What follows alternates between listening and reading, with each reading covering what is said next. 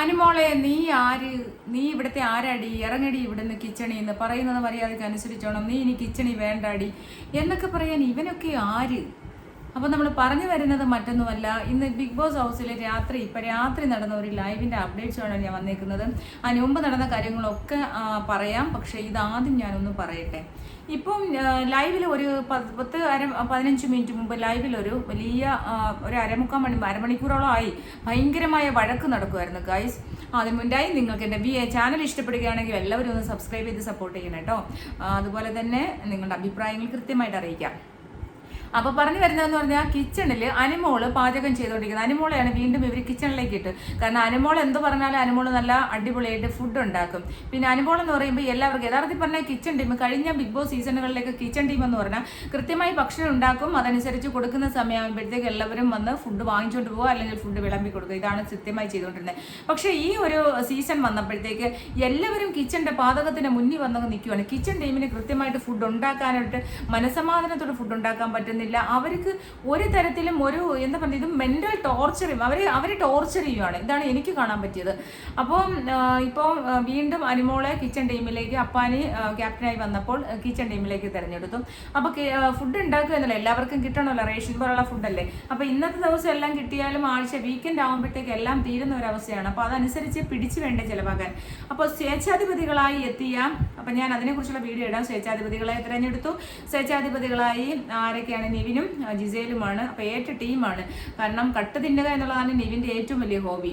അപ്പോൾ സ്വേച്ഛാധിപതികളായി കഴിഞ്ഞപ്പോഴത്തേക്ക് നിവിൻ ഈ ദോശ ചുട്ടുകൊണ്ടിരുന്ന ദോശ ഓരോന്നോരോന്നോരോന്നായിട്ട് എടുത്ത് കഴിച്ചുകൊണ്ടിരിക്കുന്നത്. അപ്പോൾ എന്ത് ചെയ്തു? പിന്നെ അനു പറഞ്ഞു എല്ലാവരും ഒരുമിച്ച് കഴിക്കാമെന്ന്. പക്ഷേ റൂളാണ് അവിടെ. കാരണം രാജാവ് പറയുന്നതാണ് അവിടെ അനുസരിക്കേണ്ടത്. അപ്പോൾ അനു ഒരു വീട്ടമ്മയാണല്ലോ, വീട്ടിലെല്ലാവർക്കും ഫുഡ് കൊടുക്കണ്ടേ എന്നുള്ളൊരു കൺസെപ്റ്റ് വെച്ചിട്ട് 4 ദോശ ഒരുമിച്ച് എടുത്തുകൊണ്ട് പോയി പല പ്രാവശ്യമായിട്ടും. ഇത് കഴിഞ്ഞിട്ട് പഞ്ചസാര പാട്ട തുറന്ന് ഇഷ്ടംമാതിരി പഞ്ചസാര കോരിയിട്ട് അതും കഴിക്കുന്നു. അപ്പം ഇങ്ങനെയുള്ള അവർക്ക് ഇഷ്ടമുള്ള കാര്യങ്ങളെല്ലാം ചെയ്യുന്നു. പിന്നെ അവർക്ക് ഇഷ്ടമുള്ള അവിടെ ഗ്രൂപ്പിസമാണല്ലോ, അപ്പാനി ഗ്രൂപ്പ്, അപ്പാനി, അക്ബർ, അതേപോലെ തന്നെ റെന ഫാത്തിമ, അങ്ങനെ കുറേ ആൾക്കാരുണ്ടല്ലോ. ആ ഗ്രൂപ്പ് ഒരു വശത്ത്, അനുമോള് ഇപ്പുറത്തെ വശത്ത്. അനുമോളെ സപ്പോർട്ട് ചെയ്യാൻ ഒരാളിനെയും ഞാൻ അവിടെ കണ്ടില്ല. പിന്നെ ആകപ്പാടെ എന്തോ സപ്പോർട്ട് ചെയ്യാൻ, അതും വർത്തമാനത്തിൽ ഇവിടെ വായിൽ കൂടി സപ്പോർട്ടൊന്നും ചെയ്തില്ല. ആരാണ്? ശൈത്യ. ആദില നൂറയും സപ്പോർട്ട് ചെയ്തിട്ടില്ല. അവർ ഒന്നും പറഞ്ഞിട്ടില്ല എന്ന് മാത്രമല്ല, ആരും അനുമോളെ സപ്പോർട്ട് ചെയ്യില്ല. അനുമോൾ ഒറ്റയ്ക്ക് തന്നെയാണ് അവിടെ ഫൈറ്റ് ചെയ്തത്. കിച്ചണിൽ നിന്ന് മാറടി എന്ന് പറയുവാണ്. അപ്പം അനുമോള് പറഞ്ഞു ബിഗ് ബോസ് പറഞ്ഞിട്ടേ ഞാൻ മാറത്തോളൂ. അങ്ങനെ വഴക്കായിരുന്നു, ഫുള്ള് വഴക്കാണ്. അപ്പോൾ ഇതിനകത്ത് വന്നിട്ട് ഇവന്മാർ വന്ന ഒരു പെങ്കൊച്ചിനെ തള്ളി മാറ്റുന്നു, കിച്ചണിൽ നിന്ന് തള്ളി മാറ്റുന്നു. ഇവന്മാർ ആരാണ് ഇത്? അതെന്നൊക്കെ അക്ബർ എന്ന് പറയുന്ന അവൻ വന്ന് ചോദിക്കുന്നത്, നീ ആരടി, ഇവൻ ആര് നീ എന്നൊക്കെ വിളിക്കാനായിട്ട്? അല്ല, ഞാൻ അറിയാൻ ചോദിക്കുവാണ്.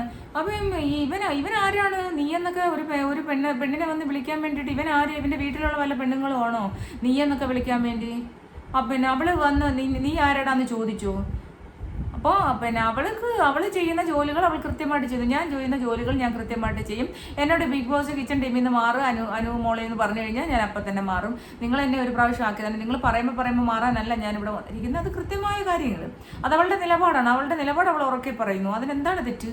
അതല്ലേ വേണ്ടത്. ആ നിലപാട്, സ്വന്തം നിലപാടുകൾ വ്യക്തമായി പറയുക എന്നുള്ളതാണ് ഏറ്റവും പ്രധാനപ്പെട്ട കാര്യം. അപ്പം ഇവന്മാർ വന്നിട്ട് ഈ അപ്പാനി ശരത്ത് വന്നിട്ട് എന്തുമാത്രം ഷോപ്പ് ചെയ്യുന്നത്, എന്തുമാത്രം അലർച്ചയാണ് കിച്ചൺ. അവനൊരു ക്യാപ്റ്റനായിരിക്കും.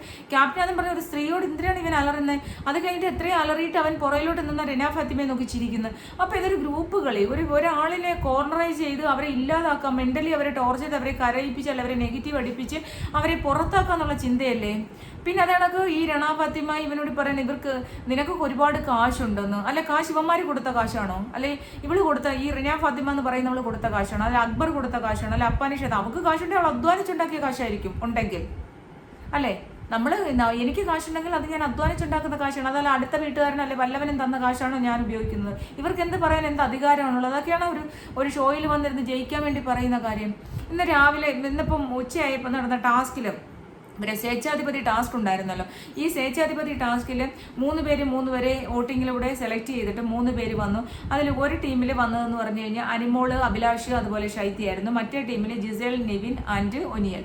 അപ്പം ബിഗ് ബോസ് ആക്ടിവിറ്റി ഏരിയയിൽ കൊണ്ടുവന്നിട്ട് പറഞ്ഞിട്ട് 3 പേരിൽ നിങ്ങളെ 2 ടീമിൽ നിന്നും ഒരാളിനെ വീതം നിങ്ങൾ ഒഴിവാക്കാൻ പറഞ്ഞു.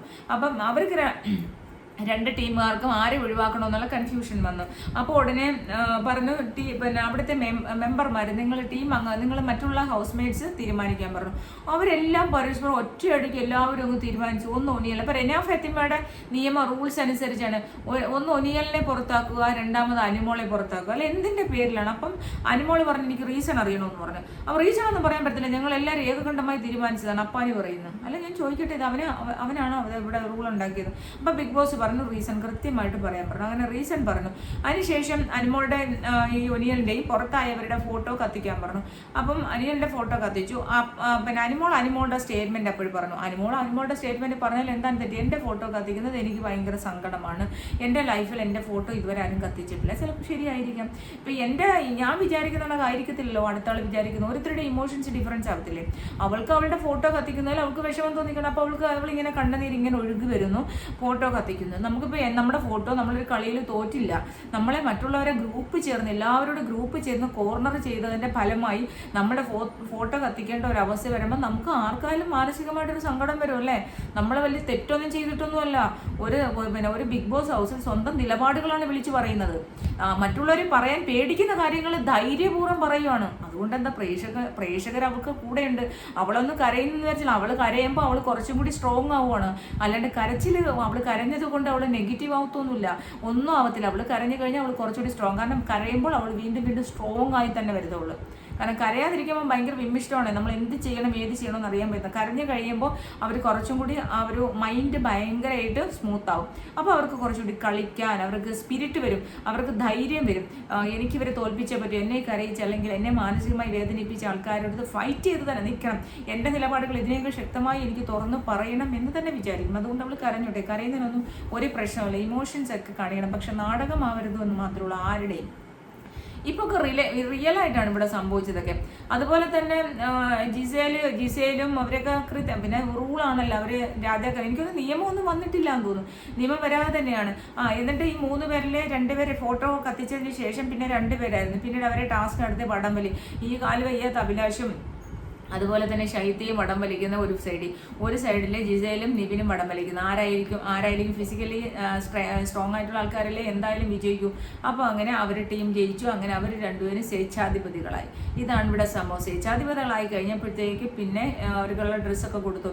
ഈ ജിസേലിനെ സംബന്ധിച്ചോളം ജിസേൽ എന്തൊക്കെയോ പറയുന്നു. അനുമോളെ അവൾ എന്തിനാ ഇത്രയും കൂടുതൽ പേടിക്കുന്നെന്നുള്ളത്. അപ്പോൾ പേടിയാണ്, അനുമോളെ പേടിയാണ്. അനുമോളെ ചിന്തിച്ചാൽ മതി, അനുമോളോട് വഴക്കിടാൻ വരുമ്പോൾ അനുമോളെ പേടിയാണ്.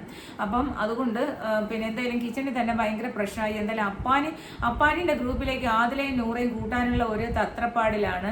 അപ്പോൾ ആ തത്രപ്പാടിൻ്റെ ഭാഗമായിട്ട് എല്ലാവരും ഒറ്റയാണ്. ശൈത്യ പോലും എനിക്ക് തോന്നുന്നില്ല അനുമോളുടെ കൂടെ ഉണ്ടെന്ന്. ശൈത്യ പോലും അനുമോളുടെ കൂടെ ഇല്ല. കാരണം എന്ന് പറഞ്ഞാൽ ശൈത്യ തന്നെ പലതവണ അനുമോളിൽ നിന്ന് മാറി. ഇപ്പം അനുമോളുടെ കൂടെ പാവയായിട്ട് നിൽക്കുന്നു, അല്ലെങ്കിൽ അനുമോളുടെ നിഴലായിട്ട് നിൽക്കുന്നു, അല്ലെങ്കിൽ ശൈത്യയുടെ നിഴൽ അനുമോളായിട്ട് നിൽക്കുന്നു എന്ന് പറയുന്നതിൽ ശൈത്യക്ക് ഇഷ്ടമല്ല. അപ്പോൾ ശൈത്യ കിച്ചണിൽ നിന്ന് ഇറങ്ങിപ്പോരുന്നു. എന്തോ കാര്യത്തിന് അവരുടെ പ്രശ്നം വന്നു. പിന്നെ അപ്പാനി ഫുഡ് പ്ലേറ്റും എടുത്ത് എറിഞ്ഞു. അത് കണക്ക് ആദിലായ നൂറ ഫുഡ് കഴിക്കാൻ പോയി എന്ന് പറഞ്ഞു, അത് പ്രശ്നമായി, അതവരെ കളഞ്ഞു. അങ്ങനെ ഫുള്ള് എന്താ പറയുന്നത്, ഈ ഫുഡിന് വേണ്ടിയിട്ട് ഭയങ്കര അടി. ഇതുവരെ ബിഗ് ബോസ് ഹൗസിൽ ഇങ്ങനെ ഒരു സംഭവം നടന്നിട്ടില്ല.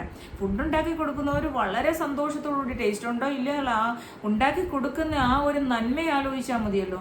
അപ്പോൾ ആ ഫുഡ് ഉണ്ടാക്കി കൊടുക്കുന്ന വളരെ സന്തോഷമായിട്ട്. ഇതെന്ന് പറഞ്ഞാൽ ഫുഡ് ഉണ്ടാക്കാൻ തുടങ്ങുമ്പോൾ തന്നെ ആ കിച്ചണിൻ്റെ പാതകത്തിൻ്റെ മുന്നിൽ വന്ന് നിന്ന് അങ്ങ് ഒച്ചപ്പാട് തുടങ്ങും. പിന്നെ കിച്ചൺ ടീമിനല്ലേ കിച്ചൺ ഫുഡ് ഉണ്ടാക്കുന്നത്. അപ്പോൾ പിന്നെ എന്തിനാണ് എല്ലാവരും കൂടി തള്ളിക്കയറി അങ്ങോട്ട് ചെന്ന് നിൽക്കുന്നതെന്ന് എനിക്ക് മനസ്സിലാവുന്നില്ല.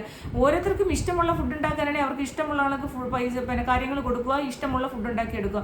കിച്ചൺ ടീമിനെ വെച്ചിരിക്കുന്നത് എന്തിനാണ്? കിച്ചൺ ടീം കൃത്യമായിട്ട്. അപ്പോൾ കിച്ചൺ ടീമിൻ്റെ ക്യാപ്റ്റന്മാർ ശരിയല്ല, കൃത്യമായിട്ട് പറയുക കിച്ചൺ ടീമിനെ അറിയാം ഫുഡ് ഉണ്ടാക്കാൻ, നിങ്ങൾ മേലിൽ ഇവിടെ വരാൻ പാടില്ല, നിങ്ങൾ അപ്പുറത്ത് നിൽക്കണം എന്ന് കൃത്യമായിട്ട് പറയാൻ കഴിയണം കിച്ചൺ ടീമിൻ്റെ ക്യാപ്റ്റന്മാർ ആരായാലും. എന്തായാലും ഇതൊക്കെയാണ് അവിടെ നടന്നത്. എന്നാലും അക്ബറും അപ്പാനെയും ഈ അനുമോളോട് ഇത്രയും ഷൗട്ട് ചെയ്ത് അതെനിക്ക് അക്ബർ നീ ആര് എന്നൊക്കെ ചോദിച്ചില്ല. എനിക്ക് എന്താന്ന് പിടിച്ച് സത്യം പറഞ്ഞാൽ പുറത്തു കളയേണ്ട സമയം കഴിഞ്ഞു കേട്ടോ. എനിക്കാണെങ്കിൽ അത് അംഗീകരിക്കാൻ പോലും പറ്റണില്ല. കാരണം ഒരു പെങ്കൊച്ചിൻ്റെ അടുത്ത് എല്ലാവരും കൂടി കോർണറൈസ് ചെയ്തില്ല. റെനയുടെയും ജിസേലിൻ്റെയും റെന ഫാത്തിമയുടെയും അതേപോലെ രേണുസുതി അവരെ കൂടെ തന്നെയല്ലോ. രേണുസുതി ആരുടെ കൂടാന്ന് മനസ്സിലാവാത്ത രീതിയിൽ അപ്പാനി ശരത്തിന്റെ കൂടെയും അക്ബറിന്റെ കൂടെ പോയി ചെന്നിരിക്കുന്നതാണ്. എന്നിട്ട് പിന്നെ എപ്പോഴും അങ്ങ് തിന്നലായി. അവിടെ ഈ വഴക്ക് നടക്കുമ്പോഴേ രേണുസുതി അവിടെ മാറിയിരുന്ന് നിന്ന് തിന്നുന്നു, അങ്ങനെ ഫുള്ള് തിന്നോണ്ടിരിക്കുക. കാരണം എല്ലാവരും പറയും, പണ്ടൊക്കെ പറഞ്ഞു ആൾക്ക് അയ്യോ അവൾ ഇച്ചിരി ഫുഡ് കഴിക്കത്തുള്ളൂ. എനിക്ക് തോന്നുന്നത് ഇപ്പം ഈ നിവിൻ കഴിഞ്ഞ് കഴിഞ്ഞാൽ ഏറ്റവും കൂടുതൽ ഫുഡ് കഴിക്കുന്ന രേണുസുതിയാണ്. കഴിച്ചോട്ടെ, ഫുഡ് കഴിക്കുന്ന എപ്പോഴും ഉള്ളപ്പോഴല്ലേ കഴിക്കാൻ പറ്റും. അപ്പോൾ എന്തായാലും ബാക്കിയുള്ള എല്ലാ ആൾക്കാരും ഒരു ഗ്രൂപ്പായിട്ട് ചേർന്നുകൊണ്ട് ഒരു വ്യക്തിയെ കോർണർ ചെയ്യുകയാണ്. പിന്നെ എന്തെങ്കിലും അനീഷും ഷാനവാസും ഇതിനകത്ത് വലിയ കാര്യമൊന്നും ചെയ്തില്ല, സംസാരിച്ചതേ ഇല്ല. അനീഷ് എന്തോ സംസാരിക്കുന്നതായിട്ട് പിന്നെ വന്ന് അനുവിൻ്റെ അടുത്ത് ഷാനവാസ് അനുവിൻ്റെ അടുത്ത് പറഞ്ഞു, പിന്നെ നീ എല്ലാവർക്കും ഒരുമിച്ച് കൊടുത്താൽ മതി, ഓരോരുത്തർക്ക് കൊടുക്കണം. അതിന് ഇഷ്ടമുള്ളവരങ്ങ് എടുത്തുകൊണ്ട് പോകണം. ഇഷ്ടമുള്ള ഫുഡ് ഇഷ്ടമുള്ള സമയത്ത് ഉണ്ടാക്കി എടുത്തുകൊണ്ട് പോകാനായിട്ട് അവിടെ കൊടുക്കുന്നു. ഇത്തിരി റേഷൻ പോലെ കിട്ടുന്ന പ്രോഡക്റ്റ്സ് അല്ലെ, ഉൽപ്പന്നങ്ങൾ, അതനുസരിച്ച് വെച്ച് വേണം കുക്ക് ചെയ്തിട്ട് ഫുഡ് കൊടുക്കാൻ. അപ്പം ഞാൻ പിന്നെ എന്തായാലും കിച്ചൺ ടീമിലാണ് ഇപ്പം മാറുന്നില്ല. അതൊക്കെയാണ് ഇപ്പോൾ കോൺവെർസേഷൻ ശൈത്യമായിട്ട് കോൺവെർസേഷൻ നടന്നുകൊണ്ടിരിക്കുന്നത്. അതിൻ്റെ ഇടയ്ക്ക് അപ്പാനി ശരത്ത് ആദിലേക്ക് നൂറേ സോപ്പിട്ട് അവരെ ഗ്രൂപ്പിലേക്ക് ചേർത്തുകൊണ്ടിരിക്കുകയാണ്. ഫുഡ് വാരി കൊടുക്കുന്നു. അതിൻ്റെ ഇടയ്ക്ക് കൂടെ രേണുസുതി വന്ന് ആ പാത്രത്തിൽ തന്നെ കൈയിട്ട് വാരി തിന്നുന്നു. അവിടെ ഒരു ഭയങ്കര വേറൊരു അറ്റ്മോസ്ഫിയറാണ്. പിന്നെ അനുവിനെ കുറ്റം പറഞ്ഞുകൊണ്ടാണ്, അനുമോളെ കുറ്റം പറഞ്ഞുകൊണ്ടാണ് ഇതെല്ലാം ചെയ്തുകൊണ്ടിരിക്കുന്നത്. പിന്നെ എന്തായാലും അപ്പാനി ശരത്തിനെ അനുമോൾ അതിൻ്റെ ഇടയ്ക്ക് വെച്ച് ഊളയെന്ന് വിളിച്ചു, ഊള ക്യാപ്റ്റൻ. അപ്പോൾ ഉടനെ അപ്പാനി പറയുകയാണ് നിന്റെ വീട്ടിൽ പോയി വിളിക്കണേന്ന്. ഈ വീട്ടിൽ പോയി ഊളയെന്ന് വിളിച്ചു കഴിഞ്ഞാൽ നീ അടി ഊളയെന്നങ്ങ് പറഞ്ഞാൽ അവിടെ കഴിഞ്ഞു. ഒരാൾ ഊളയെന്ന് വിളിച്ചു കഴിഞ്ഞാൽ ഞാനിപ്പോൾ എന്നെ ഊളയെന്ന് വിളിച്ചു കഴിഞ്ഞാൽ ഞാനല്ലടി ഊള, നീയാണ് ഊള, തീർന്ന അവിടെ കഷ്ടം. അല്ലെങ്കിൽ നിന്റെ വീട്ടിൽ ഇരിക്കുന്നവരാണ് ഊളയെന്ന് പറയുന്നത് വളരെ മോശമായ വെറും ചെറ്റത്തരമാണ് അപ്പാനി ശരത്ത്. ഉള്ളത് എനിക്ക് പറയാതിരിക്കാൻ വയ്യ. കാരണം വിവരക്കേടാണ്. നിങ്ങളൊക്കെ ആ കൊച്ചിനെ എന്തായാലും കുറേ പ്രായമൊക്കെ ആയില്ലേ, 2-3 കൊച്ചുങ്ങളെ തന്തയല്ലേ. അപ്പോൾ ഈ ഒരു അവള് ഊളയെന്ന് വിളിച്ച ക്യാപ്റ്റൻ എന്ന് പറഞ്ഞാൽ നീ അടി ഊള, അവിടെ കഴിഞ്ഞു, അങ്ങോട്ടും ഇങ്ങോട്ടും ആയി. പക്ഷേ ഊള നിന്റെ വീട്ടിലിരിക്കുന്നവരെന്ന് പറയുന്നത് മഹാവൃത്തികെട്ട സംസാരമാണ്. അപ്പോൾ അതുകൊണ്ടൊന്നും അതൊന്നും നമുക്ക് അംഗീകരിക്കാനേ പറ്റില്ല. അതെനിക്ക് അക്ബർ വളരെ മോശം. അക്ബർ അന്ന് അവൻ്റെ നോട്ടം ശരിയല്ല എന്ന് പിന്നെ അനുമോള് പറഞ്ഞതിന് അനുമോളെ അത് വെച്ച് തന്നെയാണ് ഓരോ കാര്യങ്ങൾ വെച്ചിട്ട് അനുമോളെ പറഞ്ഞുകൊണ്ടിരിക്കുന്നത്. അയാളെ നോട്ടം ശരിയല്ലാത്തത് കൊണ്ടായിരിക്കാം അവള് പറഞ്ഞത്. അല്ലെങ്കിൽ പിന്നെ എന്താണ്, വെറുതെ ഒരു പെങ്കൊച്ച് വെറുതെ നോട്ടം ശരിയല്ലെന്ന് പറയേണ്ട ആവശ്യമില്ലല്ലോ. നമ്മളെല്ലാവരെയും ഒബ്സർവ് ചെയ്തുകൊണ്ടിരിക്കുകയാണ്. അതുകൊണ്ടാണ് നോട്ടം ശരിയല്ലെന്ന് പറഞ്ഞത്. നീ ആര് നീ സകലമാന പെണ്ണുങ്ങളെ അടുത്ത് വിളിച്ചിരുത്തിയിട്ട് വർത്താനം പറഞ്ഞ് അവരെല്ലാം ഗ്രൂപ്പാക്കലല്ലേ നിന്റെ പണി. അവിടെ പോയിരുന്ന് വേറെന്ന് പറയും, ഇവിടെ പോയിരുന്ന് മറ്റൊന്ന് പറയും. ഈ അക്ബർ എന്ന് പറയുന്ന ആളിന്റെ പ്രധാന തൊഴിൽ ഞാൻ ലൈവിൽ കാണുന്ന ഇതാണ്. ഒരു സ്ഥലത്ത് കുറേ ലേഡീസുമായിട്ട് വന്നിരുന്നു, കുറേ 2-3 ആണുങ്ങളും കാണും, എല്ലാവരോടും വന്നിരുന്നു. അവരെ കൂടി അവിടുന്ന് മാറി അപ്പുറത്തോട്ട് വന്നിരുന്നു പറയും, ഇയാൾ നാണമില്ലല്ലോ ഇങ്ങനെയുള്ള കുറേ എണ്ണത്തിന്. അല്ല എനിക്ക് മനസ്സിലാവാൻ ചോദിക്കുക, എന്തിനാണോ എന്താ ഇവരൊക്കെ ബിഗ് ബോസിൽ പോയി ഒരു കണ്ടന്റ് കൊടുക്കാനും ഇല്ല. ഒന്ന് കുറേ നാളെന്താ അനീഷിനെ പറയും, ഇപ്പം അനീഷ് മിണ്ടായിരിക്കുന്നുണ്ട്, അനീഷിനെ കണ്ടന്റ് ഇല്ല, ഇപ്പം അനുമോളാണ് കണ്ടന്റ്. അപ്പോൾ അനുമോളെ പുറകെ നടക്കുവാണ്. ആരെങ്കിലും ഒരു കണ്ടന്റ് കൊടുക്കുന്ന അവരെ പുറകെ ഇങ്ങനെ നടക്കുന്നു. ചീവീട് പോലെ രണ ഫാത്തിമ ഇതിനകത്തെല്ലാം ഇങ്ങനെ ആക്കുന്നു. പിന്നെ ഒരു കുത്തിത്തിരിപ്പ് രാജ്ഞി അവിടെ അല്ലാതെ ഉണ്ട്.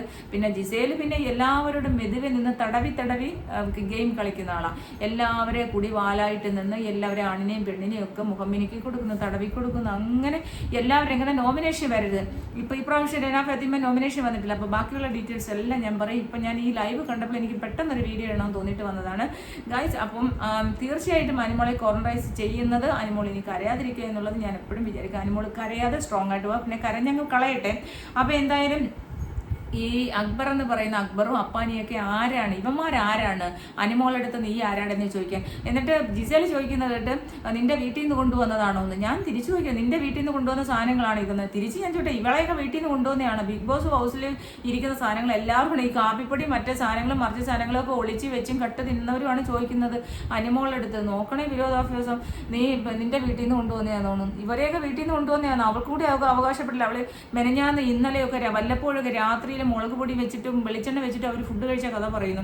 അവർക്ക് രാത്രി കിട്ടാറില്ല, എല്ലാവർക്കും കൊടുത്തു കഴിഞ്ഞിട്ടാണ് അനുമോൾ ഫുഡ് കഴിക്കുന്നത്. നിങ്ങൾ ശ്രദ്ധിച്ചിട്ടുണ്ടോ എന്ന് അറിയത്തില്ല. എല്ലാവർക്കും എല്ലാ സമയത്തും എല്ലാവർക്കും ഫുഡ് കൊടുത്തതിന് കഴിഞ്ഞതിന് ശേഷമാണ് അവൾ ഫുഡ് കഴിക്കുന്നത്.